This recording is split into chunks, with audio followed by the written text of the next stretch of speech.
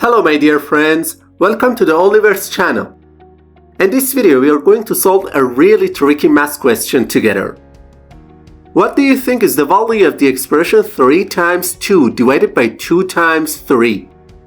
Which option do you think is the correct answer to this question? This question looks very easy, but it tricks almost everyone. Let's break it down and solve it together. In the first step to solve this question, most people go for the multiplication between 3 and 2, and then the multiplication between 2 and 3, because they think multiplication has a higher priority than division. So, instead of this expression, they write 6 divided by 6, which gives them the answer 1. And without any hesitation, they immediately say that option A is the correct answer to this question.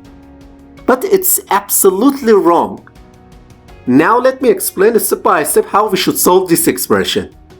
To solve this question, we need to follow the PEMDAS rule. In this rule, P stands for parenthesis, E stands for exponent, M stands for multiplication, D stands for division, A stands for addition, and S stands for subtraction. We must carry out each operation step by step, following the correct order from top to bottom. As you can see in the image, we have a multiplication sign, then a division sign, and again another multiplication sign in this expression.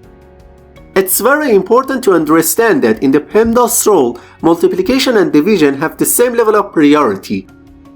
In this case, the best thing to do is to start from the left side of the expression and move step by step, performing multiplication and division in order. So, first we perform the multiplication between 3 and 2, which I have highlighted in yellow.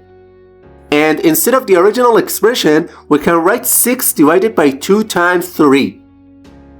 In the next step, we do the division between 6 and 2, which simplifies the expression to 3 times 3. And finally, the answer becomes 9. Therefore, option D is the correct answer to this question. If this video was helpful to you, please don't forget to like and leave a comment. And to see more math videos, subscribe to the channel.